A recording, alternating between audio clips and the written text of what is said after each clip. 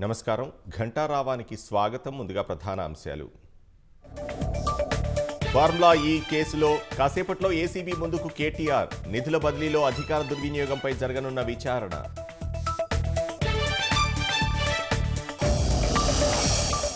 Phone ట్యాపింగ్లో బాధితుల వాంగ్మూలం నమోదుకు SIT నిర్ణయం. ప్రభాకర్ రావుతో మాట్లాడించాలని భావిస్తున్న అధికారులు.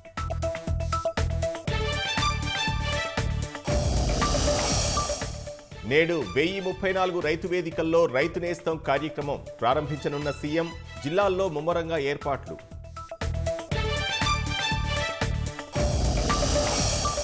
టెహ్రాన్ అణుక్షేత్రాలే లక్ష్యంగా ఇజ్రాయెల్ దాడులు. ప్రతిగా 270 క్షిపణులను ప్రయోగించిన ఇరాన్ సైన్యం.